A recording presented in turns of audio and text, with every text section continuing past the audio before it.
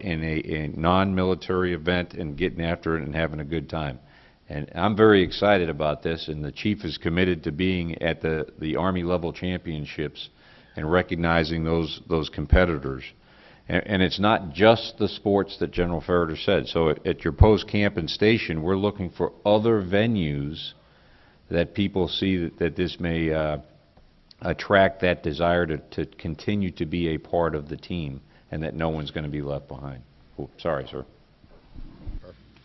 Okay, my question was, we've been in the current fight for over 10 years. The cadre at the WTBs are coming directly from the fight to manage the wounded warriors, and after their tour with the WTB, they are sent back to the fight. These cadre members are not given an opportunity to take a knee. What are we doing to ensure they have some downtime prior to returning? This is a great question, and it's very much on our radar screen at Warrior Transition Command and in MedCom.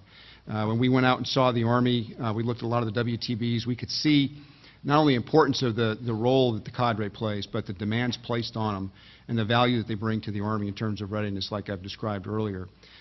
So this gets at a few things. Number one is their selection, training, the support they receive while they're in the assignment.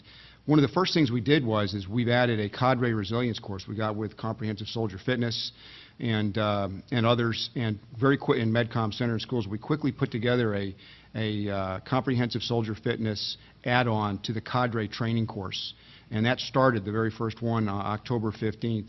And so what that'll do is it'll make sure that every cadre member that shows up to a WTB has benefited from CSF prep training, which we have gotten feedback from the field is invaluable to leaders, not just in WTBs but elsewhere. So that's underway. The other thing we did very quickly to address this was a respite policy. That's been in place.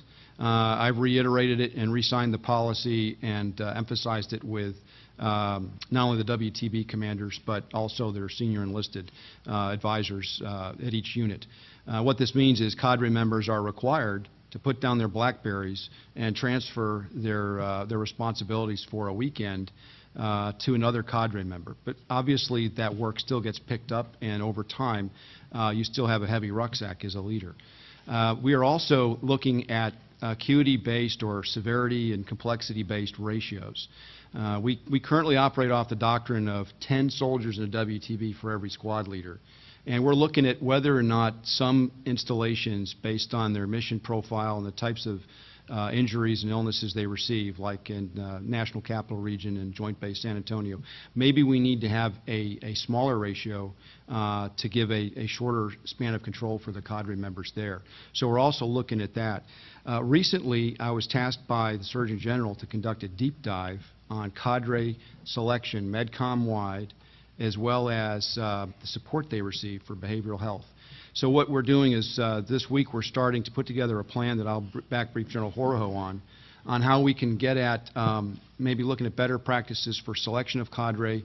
Right now the current model is for cadre to come from the installation that the WTU is on, with the exception of places where there isn't a large soldier population to draw from, in which case HRC manages those assignments direct with assistance from WTC. So we're going to look at perhaps there's a better model that we can apply Army-wide that will take some of these soldiers out of this deployment, WTB deployment cycle, which is extremely demanding on their own personal resilience and op-tempo, and apply that.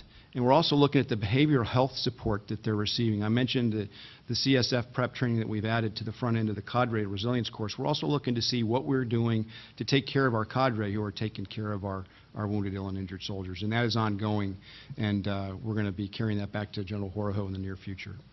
Thank you. I'll just add one other point at the local level. Each of these units has a commander. And that commander's responsibility is to ensure that as he identifies those leaders who are suffering under the strain of caring for this complex population, there isn't a standard duration. Not every leader is exactly the same in terms of how much they can absorb.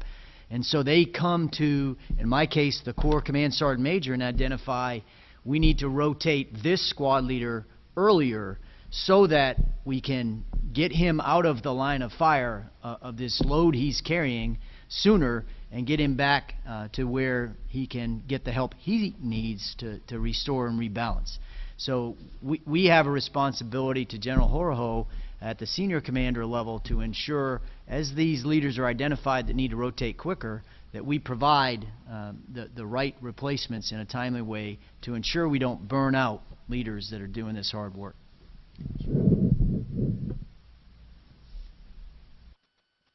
I think we're back up to me. Okay. All right. Or do you have one? You got one? Okay, go ahead. Really great point brought up by one of our retirees, and I'll offer this up because it goes to the teamwork approach that we're all trying to get after. He said, I've been working with an installation on an initiative to assist initiatives in the schools. What I have found is a number of bureaucratic stone walls that really are counterproductive. When these types of barriers happen, what is the best way in general to get through them so we can better serve our soldiers and their families? As a retiree, I feel a need to do all we can to help those currently serving. So the bottom line is, surprise, surprise, there's bureaucracy in the military. I know that's a revelation to all of us in this room. And commanders' jobs is to crush bureaucracy where it is getting in the way of a solution that better helps soldiers and families. And what Chief of Staff of the Army phrased it the other day, talking about a different problem but same result. The answer is yes. Now how do we make it happen? Okay, that's our job as commanders. So who do you go to? You go to the lowest level commander that can solve the specific issue that you have. In this case, you're talking about schools, so you're talking the garrison commander is the point of contact to help fight through the bureaucracy that is getting in the way of a solution that would better help soldiers and families. And if this won't happen at Fort Bragg, North Carolina, but if for some reason that didn't happen, then you go to his commander. And that would be the senior commander on the installation to ensure that we know about the problem that you're having and then can apply the right leadership to resolve it. So thanks. I'd just add to Dan's comments, which I 100% agree with. The chief has asked us to take a comprehensive look at the schools that Army families are in across the nation, and so that is underway. You know, there's 589 schools in America that 20% or greater of the population of the school are Army families. And so almost 600 schools around our installations and out and about where 20%, 1 out of 5 kids is an Army kid. And we also know that what the top 25% of those schools are. They're very, very, very, very good. But we also know what are the bottom 25. And so through partnering in education, we have school liaison officers, and through Commanders in Action, we're taking this on. And for all of you who want to be a part of that, just please come see me, see your garrison commander when you get home. And there is a yes out there, and we'll find it in every single case. And we've seen it in installations across the nation where we've all been senior commanders, or where Dan is now. You know, that through the Chamber of Commerce, through the local school boards, through the governor of the state, and even through the congressmen and the senators, they will help us. And we will not stop until we get every part of the school straight.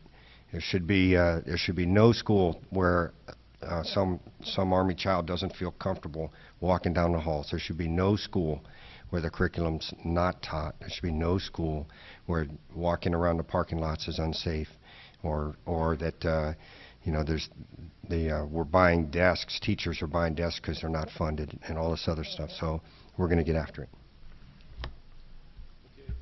Just for a little time situation awareness here, we're about 30 minutes remaining in this session, so we'll have time probably to go through the panel one more time. And then we have more than enough questions. I just got another one. So everybody has at least 2 to 3 questions, and I've still got at least 15 teed up here. So for those of you that don't get your questions, we will find a way to at least publish an answer either through AUSA or through some other form, so you at least can get an answer to your question. Just one question my next question here, I think is a good one, and I'll ask there'll probably be some other comments from probably General Ferreter and General Horoho on this, and says, what is the vision for supporting victims of sexual assault?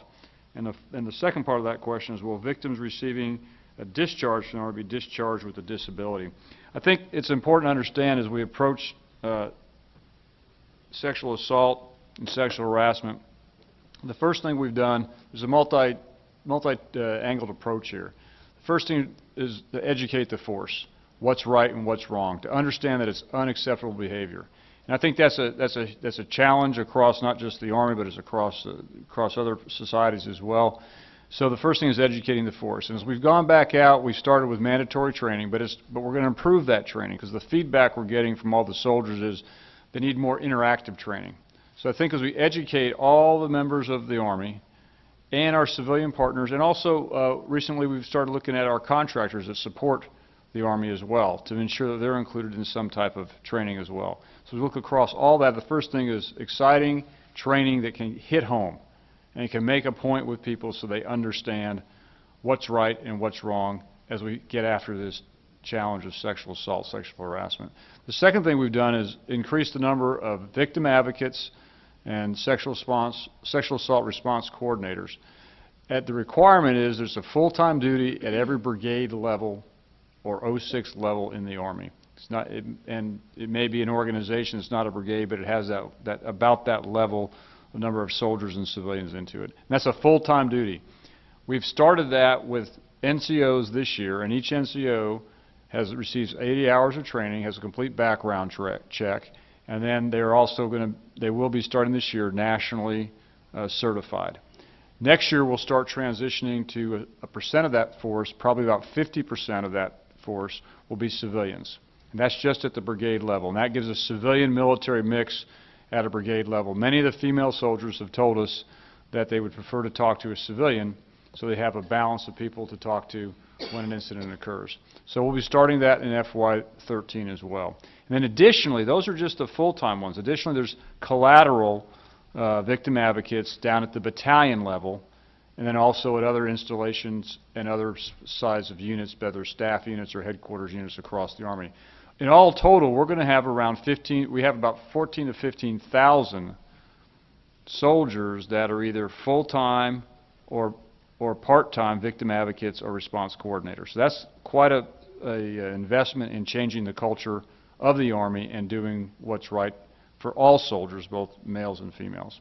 So I think that, in addition to additional behavioral health assets and counseling assets that are available to soldiers, those are some of the things that we're doing today.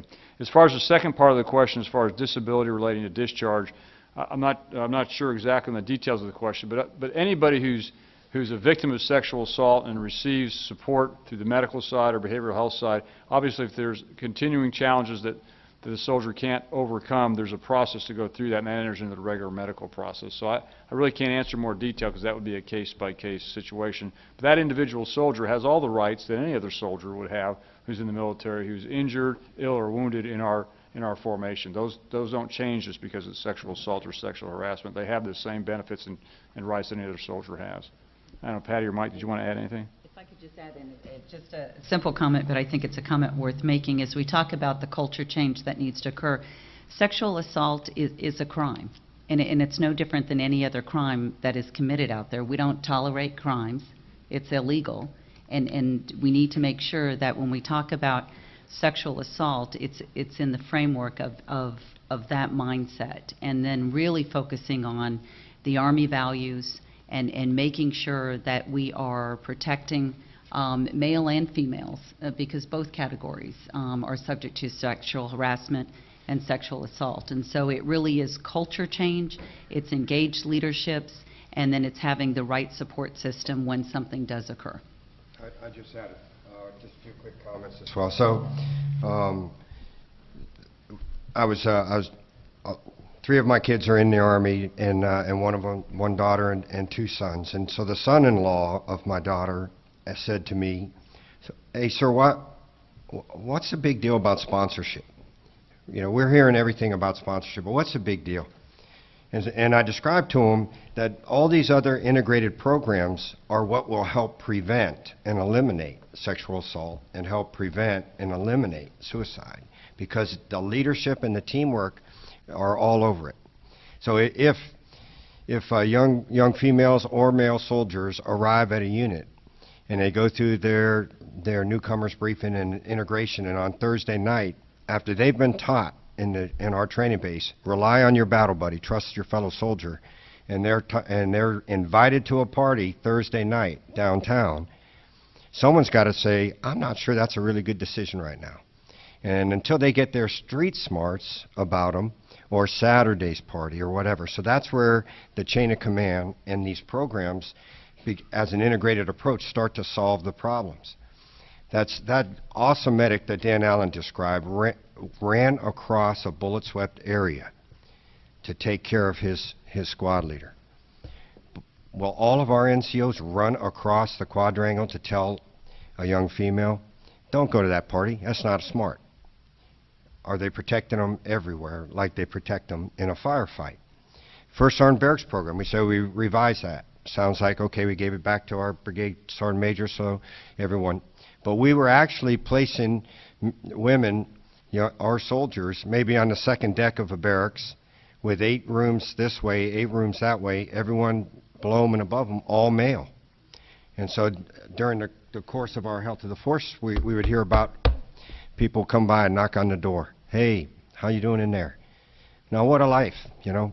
So we have seen where we need to make these corrections. So every single one of these pulls the team together better, pulls the team to ensure, and then creates the opportunity for the leader who's responsible for his or her soldier to ensure that they're integrated in, combat ready, resilient, and part of the Army team. Thanks. Okay, I received several questions, and this one here kind of stuck out at me, so it's the one I'm going to answer. A 4,000 soldier brigade is deploying. About 300 soldiers go on sick call complaining about not being able to sleep. They are taken off deployment. Should these soldiers be dismissed from the Army as unsatisfactory? No. That's the answer. They should not be dismissed from the Army because they're not unsatisfactory. They're doing what it is that we expect them to do, which is to say, I have a problem, and they're looking for help. And we've got plenty of mechanisms in place to determine whether or not there is in fact a sleep-related illness or if it's something else. And in the very, very, very small percentage, some may be malingering. That's okay. We got a process to handle that too. But what we've got to do as an Army is accept, number one, the Surgeon General just talked about one of the three things that we're going to focus on in health is sleep. We got a problem with sleep in the Army. Okay, and we've got a generation of kids that exist off of energy drinks, and if you have taken 3 Red Bulls a day for 360 days, you're going to have some sleeping problems. Okay. I went for about 5 years personally with getting about 2 to 3 hours of sleep and waking about 5 or 6 times, up to 9 times a night. Okay, that has an effect on you over time. And our young folks should be encouraged to come forward if they have a challenge, and we need to trust our medics, our LPNs, our PAs, and our docs that they can figure out what's right and wrong, make a diagnosis, or get it back to the chain of command that may be some other assistance. We've got to trust our people. We've got great professionals out there that know exactly what needs to be done, and we want to encourage our soldiers. We don't want an environment where people are, all unsatisfactory because they go and say, I got a challenge with life. And so I just leave that out there for you. I don't know if you want to add anything on that either, man. Yeah, I appreciate your endorsement. It really is. When you look at a lot of studies that are out there, if you are operating with 5 hours or less of sleep for 5 days in a row, you're actually functioning as if you were legally intoxicated. So think about that. We have our soldiers making critical decisions each and every day. And we have, as a nation, I would say we're sleep deprived. This is not an Army problem. It's not a DOD problem. I think our nation is sleep deprived. When you look at, connect it to technology and tweeting and text messaging and the stimulation from 24-hour news, there's just a lot that disrupts our sleep. And 70% of the demand on our healthcare system in the military has to do with, it's disease-related, that you can tie back to either sleep, activity, or nutrition. So when we're going to really look at the health of the force, this is an area where I think we can have the biggest impact to really making sure that we are ready and resilient and able to respond to whatever the future challenges are for our Army. So thank you, Sergeant Major. One of the questions that I had was, ma'am, how are we doing in seeing ourselves as it relates to those soldiers who are being seen by off-post behavioral health providers in our military treatment facilities? The acute issue at our installation appears to be medication prescribed to the soldier and not tracked by the MTF or chain of command. On several of occasions, we've observed soldier abuse of medication or use it for self-harm, often catching the chain of command by surprise.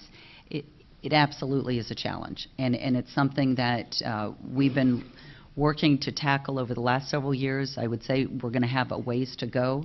But there's a couple initiatives that are in place that I think are going to help us to move in the right direction. One of them is the overall kind of strategic one is looking at the electronic health record. When we're looking at the virtual electronic health record, it is connecting the healthcare in the civilian sector through the electronic medical record so that we have visibility, not just what's provided within our military treatment facility, but what's also provided in the civilian sector, so we really have care coordination and visibility of treatment. The other one is a study that was done, and Ned's in the audience here, but with Third ID, they actually did care coordination with Third ID prior to a deployment, and they had the soldiers come in and say, are you getting behavioral health care or treatment in the civilian sector? And if yes, are you on medication? And those soldiers, because the command climate had a lot of trust, those soldiers felt comfortable coming forward. They'd share what the medication was. They then did a care coordination plan prior to deploying, and then they did a battle handoff in theater, so the behavioral health assets were there to be able to continue caring. And they had tremendous outcomes from that. So care coordination is something that we need to have across the board. The other thing is we can see within our data systems those that have gotten medications out in the civilian sector, if they've actually, then used a military treatment facility to be able to get that medication. And Carol, can we also see it if they're getting it filled like at CVS and those types of places?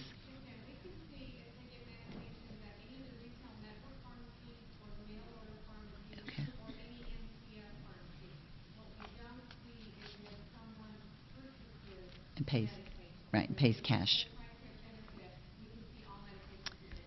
So that's one capability, and then the other thing is what we're doing is when we see people that are high risk, they then get placed on the sole provider, so that only one provider is able to prescribe narcotics and other types of medication so that we can better manage their care.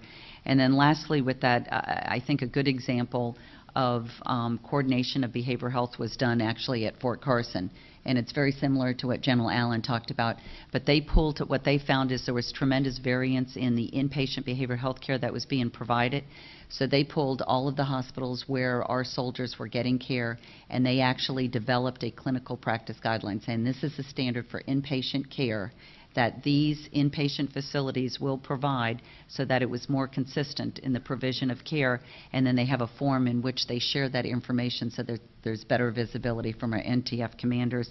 And then last thing is the commander's dashboard that is being developed that will allow visibility for the commanders of soldiers that have risky behavior, marital issues, financial issues, behavioral health, so that the commander can have better visibility of those soldiers that they can better manage and get them connected to the right resources.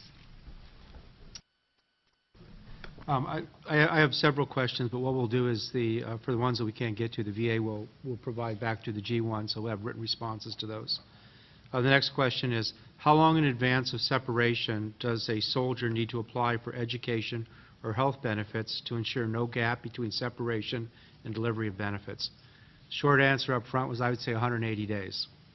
And the issue is, we get about 1 to 1.3 million claims a year in the VA. And as in my opening statement, I told you that we do $10 billion in education benefits every year. If a service member waits till he or she gets out of the military and files a claim, then they've lost their cocoon of their military benefits. They're not receiving their pay, they're not receiving BAQ, their rations, they live in the barracks, they don't have a place to live and everything. So if they start that claim, they get put in the queue with those 1 million claims, and we work through those claims. Of course, our goal is to get them down to 125 days. So if we reach our goal, you would still have to wait 125 days. The soldiers that are going through the IDES program right now, the disability program, that's the wounded, ill, and injured, we take care of their claim, their education, all their benefits while they're on active duty, so that there is that seamless transition. So the day they leave, all those things are taken care of. And that's done through very, very close cooperation with the Department of the Army, one-on-one counseling, transferring of benefits, caregivers, things like that. So how do we do the same thing for all the rest of the service members?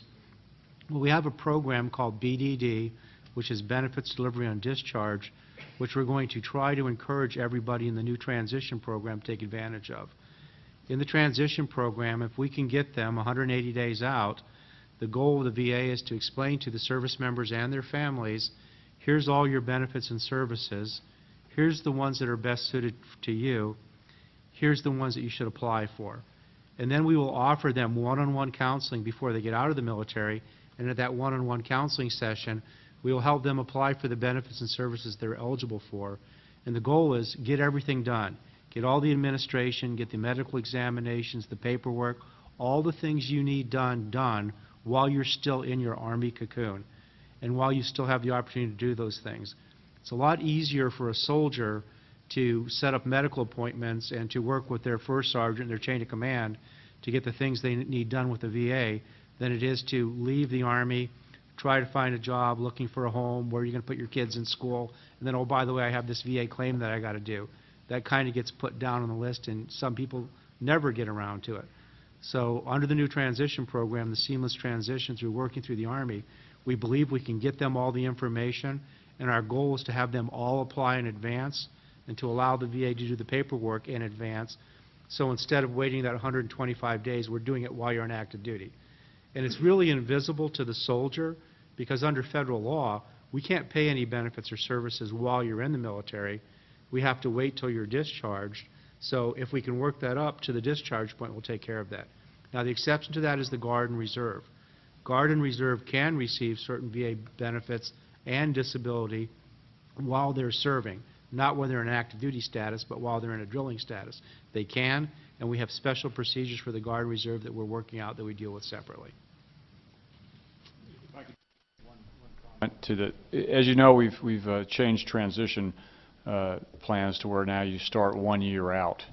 And exactly what Danny just talked about is a great example of why we want you to start 1 year out. You know, transition in Soldier for Life, there's multiple phases, but you can't just start transition in your last 5 days before you leave the military and expect everything's going to work out during the 10 days while you're turning in your kit and everything else. So you started a year out. Doesn't mean that you do it every day for a year, but you start going down that road, because if you know you're going to transition, there's a mindset change. And many of the things we're talking about today all have a mindset change to them. And of course, the company commanders and the small unit commanders bear a big part of this challenge, explaining that and then working with these soldiers. But we think as we move transition down the path, and it includes not just getting a job, but it includes everything else, and you have time to do it. It's just like for people who retire, you start that a year out. And so you just need to do the same thing for all our soldiers as we give them the opportunity, as they have volunteered to serve our nation and our Army in a time of war. And even if we weren't at war, they still volunteer to serve this great nation.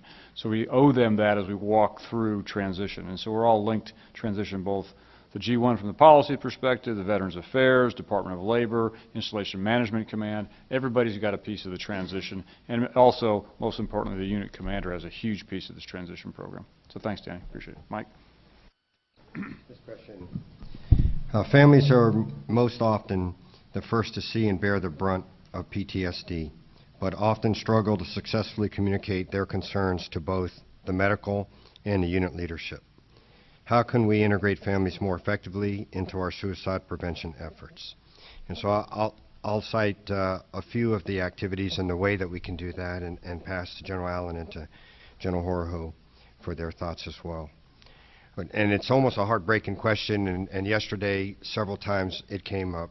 And the answer is we have to find a way to integrate. What we currently have in our Army Community Service is a family advocacy program. And so there are, I would just characterize this to say there are many doors that if we can get you through the door to help, then help is there. And we recognize as an Army that the challenge is how does the spouse bring the one who is resisting, fearful of stigma, fearful of career ending, how do we change that narrative, and how do we get the help to them? The family advocacy program is one way. Within ACS, there's also the Army Family Team Building. And the Army Family Team Building leaders will now go through master resiliency training as well. And that will assist them. And the Army Family Team Building remains a strong program, and it provides training for our family readiness groups. And I'll let General Allen describe that, but that's at the unit level, those leaders. And we recognize, all of us know that those are young leaders. At the closest and most important part, they're younger and less experienced. And so it is our aim to help them and arm them. We also have our chaplaincy. And the Army's chaplains carry a broad and heavy load on their shoulders and have built programs like Strong Bonds that allow marriage enrichment type activities, allows soldiers and their spouse to go off-site. And it's, again, this year a fully funded program, and has reached out to hundreds of thousands of soldiers and their families in these last couple years. For younger soldiers, or for soldiers that want, you also have a program that's called the Adventure Quest program. And again, 300,000 soldiers last year went off to help them get back with their buddies and out on some activity that allowed them to leave the theater behind and get their stride back up. I'm going to pause there, and with that as the framework or architecture, pass to my friends here. Yeah, and let me just reinforce what Mike talked about there with regard to the master resiliency trainers and the impact that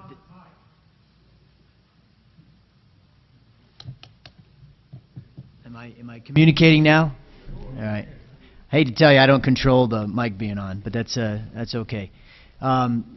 Master Resiliency Trainer, an initiative that the Army has been supporting now for nearly 3 years, has delivered training to principally our non-commissioned officers in terms of how to build resilience within our individual soldiers, and then as an extension of that through to our units. And one of the great unintended lessons we learned from that was this had extension to our families. What happened was the individual soldiers who came back master resiliency trained went back to their spouses, and their spouses identified a change in that person. As in, what happened to the guy who left and went to this training? He now communicates with me in a way that he never has or she never has. That communication skill is really at the heart of our ability to lead our way toward the culture change that's essential across these ready and resilience and health of the force efforts that we're getting after. So what we have done at the installation level is enabled family readiness groups, leaders in the spouse unit to get that same training through MTTs that extend that learning and develop those communication skills for our family readiness group leaders, as well as spouses in general that need it or want it. And this has really helped across a broad spectrum, way beyond what we had originally expected it to. So the Master Resiliency Trainers, great components of delivering on that trust base that we've got to continue to reinforce. Patty? In addition to that, we've also realized, I think over this 11-year conflict, that you can't just treat the soldier, you have to treat the entire family. And so we've got child and family adolescent centers that are being stood up.